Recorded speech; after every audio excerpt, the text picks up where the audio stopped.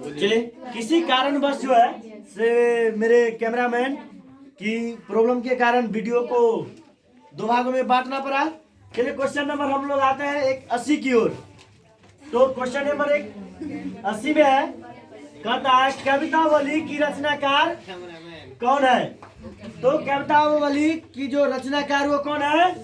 तुलसीदास। तुलसीदास की कहानी तुम लोग सुना है? हमारे राकेश जैसा एक तुलसीदास थे। कौन? राकेश जैसा तुलसीदास जी थे। एक बार हुआ क्या कि तुलसीदास बहुत ही गरीब परिवार से थे। किस परिवार से? गरीब परिवार। बहुत ही गरीब परिवार से थे। बेचारा गांव में क्या करते थे? किसानी। देखो, उनको जो तुलसीदास जी इतनी महान जो बने हैं, उनके बात कहता है ना, प्रत्येक पुरुष को यदि उसको आगे विकास करने में किसी महिला का हाथ होता है, उसी प्रकार से तुलसीदास को अमर कुंड में जाने के लिए, इतना बड़ा बनने के लिए, इनका ऐतिहासिक बनने के लिए इनके पीछे किसका हाथ हो गया? इनकी पत्नी को। देखिए, राकेश को देखिए, तुलसीदास जी हमारे राकेश जी के साइड थे, है ना राकेश? अब देखिए, इनका शादी होने ही वाला है, आप लोग टेंशन नहीं लीजिए, बाराती सब आदमी चलवे करेंगे। तो क्या हुआ कि सावन की महीना होता है ना, सावन की महीना था। ये तुलसीदास जी क्या किए कि गाय भैंस को लेकर के और जा रहे थे चराने के लिए, है ना। तब जब गाय भैंस को चराने जा रहे थे तो इनकी पत्नी बोली कि सुनिए ना, से हम जो है से हमको मैहर जाने का मन कर रहा है, से मेरी भाई आ रहा है।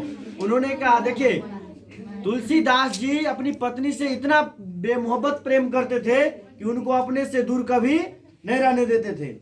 एक बार क्या हुआ कि कहे कि जे नहीं, इसे नहीं जाना है, ऐसा होगा कि बाद में फिर रक्षाबंधन आइए रहा है, उसमें चली जाना। वो बेचारी क्या हुआ कि नहीं मानी, भाई को बुला करके वो नैहर चली गई। जब शाम के समय जब वो गाय चरा करके आए, कौन?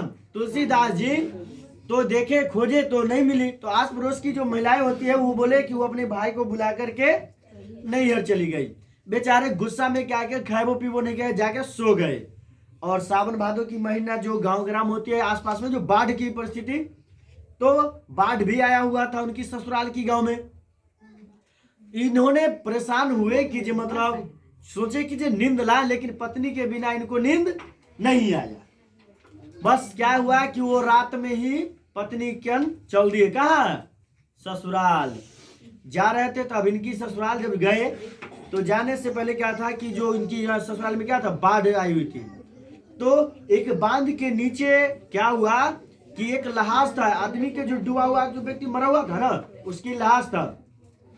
पत्नी से इतनी प्रेम मोहब्बत करते थे कि उनको लाश लगा क्या है, नैया है। उस लाश पर बैठ करके और चले गए ससुराल। आगे गए तो गेट दरवाजा नहीं होता है, बंद था। बेचारा जाए तो कैसे जाए, आधा रात बीत रहा है, जगाए तो कैसे जगाए।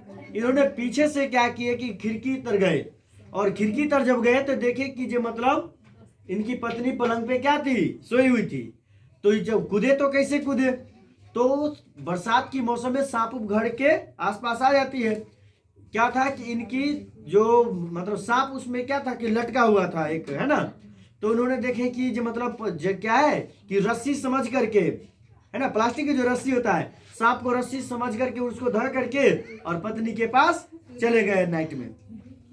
जब वहां गए तो भाई उनकी पत्नी देखा कि भाई 12-1 बज रहा है रात। अब इनको लगा दबारने, आपको जैसा कोई इंसान नहीं है, फलना चिल्ला दिस डैट, बहुत लगा दबारने के लिए।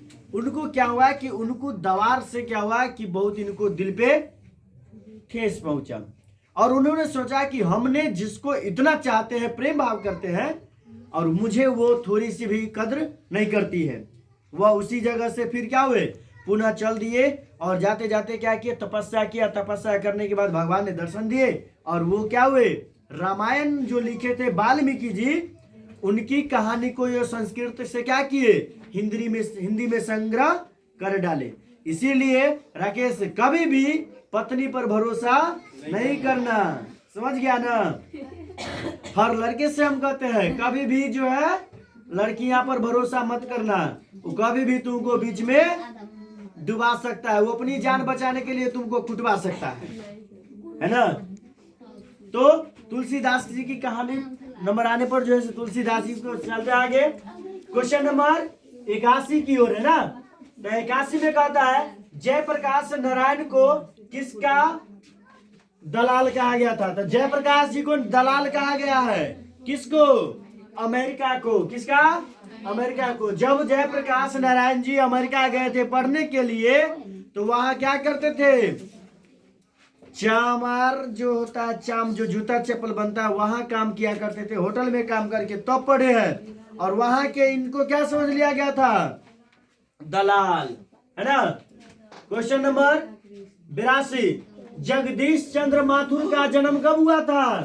तो जगदीश चंद्र माथुर का जन्म 16 जुलाई 1917 को हुआ है। Question number 83, reconstruction of Indian polity नामक पुस्तक किसने लिखा है? जयप्रकाश नारायण जी ने। क्वेश्चन नंबर 84, अज्ञान के पिता का क्या नाम था? तो अज्ञान जी के पिता का नाम डॉक्टर हीरानंद शास्त्री। क्वेश्चन है 85, उसने कहा था कहानी है। तो उसने कहा था कौन सी कहानी है? तो देख लीजिए, उसने कहा था कहानी कई रूपों में बदला है। बच्चा ऑप्शन जब आएगा तो याद कर लो, 4 गो विकल्प आएगा। तो 4 गो विकल्प में आपको दे देगा, पहला विकल्प में दे देगा युद्ध की कहानी। क्या देगा? युद्ध की कहानी। दूसरा में दे देगा दिव्य प्रेम की कहानी। क्या दे देगा? दिव्य प्रेम की कहानी। तीसरा आ जाएगा प्रेम पर बलिदान देने वाली कहानी। और चौथा ऑप्शन भी दे देगा इनमें से सभी। तो तुम लोग क्या करोगे? इनमें से सभी में टिक लगा लेना, 100% माना जाएगा ना। चलिए क्वेश्चन नंबर 86, जयप्रकाश नारायण के बचपन का क्या नाम था? बाउल। जयप्रकाश नारायण के बचपन का नाम बाउल। कौन कहता है बउआ रे? गोदी का खिलाया उनको? तुम रे अंजू बउआ कहती है? वो तुमको जन्म से पहले कहीं मर गए हैं। कौन? जयप्रकाश नारायण जी। क्या नाम था उनका बचपन का? बाउल। क्वेश्चन 87, शिवाजी के पुत्र का क्या नाम था? शिवाजी के बेटा के नाम साहू जी, है ना। फिर कौन कहता है साहू जी? कौन रे? साहू कहता है। शिवाजी के पुत्र का क्या नाम था? साहू जी। क्वेश्चन नंबर 88, सुकून की तलाश किसकी रचना है? तो सुकून की तलाश कौन लिखे है? शमशेर बहादुर सिंह। कौन लिखे है? शमशेर बहादुर सिंह। अभी हमने बताया थे सुभद्रा कुमारी चौहान पुत्र वियोग ना। चलिए, सुभद्रा कुमारी चौहान के पिता का क्या नाम था? ठाकुर रामनाथ सिंह। एक क्वेश्चन और हम गेस बता देते हैं। क्वेश्चन दे देगा कि सुभद्रा कुमारी चौहान का काव्य खंड कौन है? तो क्या होगा? पुत्र वियोग, है ना। कौन? पुत्र वियोग। क्वेश्चन नंबर 90, कवि ने कहा क्या है? कवि ने कहे कि क्या है? तो क्या है? कविता एक क्या हो गया? संग्रह है। कविता एक संग्रह है। क्वेश्चन नंबर 91, लोग भूल गए हैं, यह रचना किसकी है? कहानी लिखी गई है लोग भूल गए हैं, यह किसकी रचना है? तो रघुवीर सहाय जी का है। क्वेश्चन नंबर 92, आइएगा क्वेश्चन, पुत्र वियोग किसकी रचना है? सुभद्रा कुमारी चौहान को। किसका? तो क्वेश्चन नंबर 92 है, पुत्र वियोग किसकी रचना थी? सुभद्रा कुमारी चौहान। क्वेश्चन नंबर 93, युद्ध और शांति की समस्या पर लिखी गई काव्य कीर्ति किसका है? सॉरी, युद्ध और शांति की समस्या पर लिखी गई जो काव्य कीर्ति है, वह जो युद्ध और शांति की जो चर्चा हुई है वह किससे लिया गया है? कुरुक्षेत्र से। कुरुक्षेत्र से याद है ना? कुरुक्षेत्र मतलब जहाँ पर महाभारत बीता था, है ना। कुरुक्षेत्र में क्या बीता था? महाभारत। महाभारत कितने आदमी के बीच हुआ था? 2 व्यक्तियों के बीच, एक पांडव और दूसरा कौरव। पांडव दल से कौन थे? भगवान श्री कृष्ण। और कौरव दल से गुरु द्रोणाचार्य, भीष्म पितामह, गंगा पुत्र भीष्म पितामह ना। चलिए क्वेश्चन नंबर 94, सूरदास की कीर्ति कौन है? तो सूरदास द्वारा कौन सी कविता लिखी गई है? सूरसागर। कौन सा लिखा गया है? सूरसागर। विनिमय पत्रिका की भाषा है कौन? अंतर्वेदी। कौन? अंतर्वेदी। और अंतर्वेदी का ही दूसरा नाम क्या है? ब्रजभाषा। कौन? ब्रजभाषा है। क्वेश्चन नंबर 96, परगीत और समाज किनकी रचना है? तो नामवर सिंह के। परगीत और समाज किसकी रचना है? नामवर सिंह के।